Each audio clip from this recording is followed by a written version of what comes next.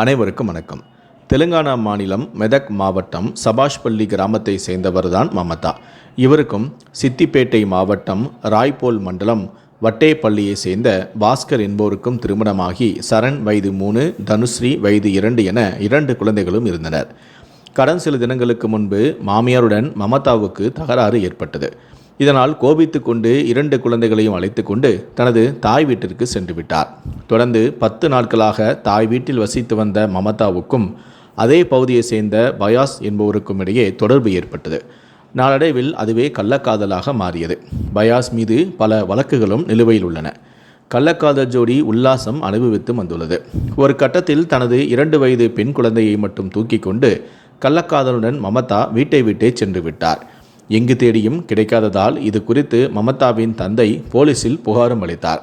அதன் பேரில் போலீசாரும் வழக்கு பதிவு செய்து தேடியும் வந்தனர். இதற்கிடையில் ஆந்திரா மாநிலம் பல்நாடு மாவட்டம் நர்சாராவ் பேட்டையில் கள்ளக்காதலுடன் மமதா இருப்பது தெரிய வந்தது. இதையடுத்து அங்கு சென்று கள்ளக்காதல் ஜோடியை போலீசார் பிடித்தனர். ஆனால் 2 வயது குழந்தையை காணவில்லை. இது குறித்து விசாரித்த போது உல்லாசம் அனுபவிக்க தடையாக இருந்ததால் கள்ளக்காதலுடன் சேர்ந்து தாயான மமதாவே அந்த குழந்தையை அடித்து கொன்று விட்டார். பிணத்தை சாக்கு மூட்டையில் கட்டி எடுத்து வந்து யாருக்கும் தெரியாமல் புதைத்து விட்டதாகவும் தெரிய வந்துள்ளது. இதையடுத்து கள்ளக்காதல் ஜோடியை போலீசார் அதிரடியாக கைது செய்து சிறையிலும் அடைத்துள்ளனர்.